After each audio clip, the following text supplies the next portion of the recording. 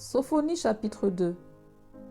Rentrez en vous-même, examinez-vous, nation sans pudeur, avant que le décret s'exécute et que ce jour passe comme la balle, avant que la colère ardente de l'Éternel fonde sur vous, avant que le jour de la colère de l'Éternel fonde sur vous.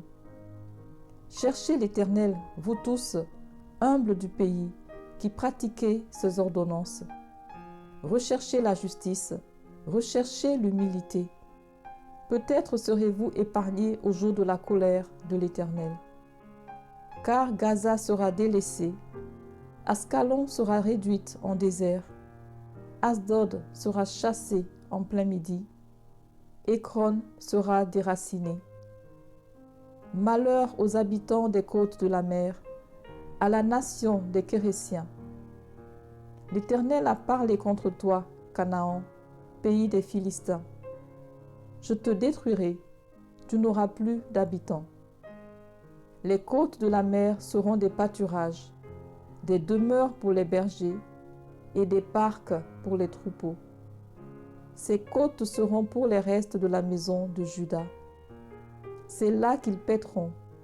Ils reposeront le soir dans les maisons d'Ascalon. Car l'Éternel, leur Dieu, ne les oubliera pas, et il ramènera leurs captifs. J'ai entendu les injures de Moab et les outrages des enfants d'Ammon, quand ils insultaient mon peuple et se levaient avec arrogance contre ses frontières. C'est pourquoi je suis vivant, dit l'Éternel des armées, le Dieu d'Israël. Moab sera comme Sodome, et les enfants d'Ammon comme Gomorrhe, un lieu couvert de ronces, une mine de sel, un désert pour toujours. Le reste de mon peuple les pillera, le reste de ma nation les possédera. Cela leur arrivera pour leur orgueil, parce qu'ils ont insulté et traité avec arrogance le peuple de l'Éternel des armées. L'Éternel sera terrible contre eux, car il anéantira tous les dieux de la terre. Et chacun se prosternera devant lui dans son pays, dans toutes les îles des nations. Vous aussi, Éthiopiens, vous serez frappés par mon épée.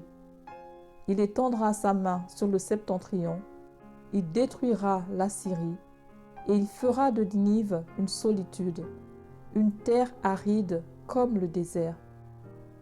Des troupeaux se coucheront au milieu d'elle, des animaux de toute espèce, le pélican et le hérisson, habiteront parmi les chapiteaux de ses colonnes. Des cris retentiront aux fenêtres, la dévastation sera sur le seuil, car les lambris de cèdre seront arrachés. Voilà donc cette ville joyeuse qui s'assied avec assurance et qui dit en son cœur, « Moi et rien que moi ». Et quoi? Elle est en ruine. C'est un repère pour les bêtes. Tous ceux qui passeront près d'elle siffleront et agiteront la main.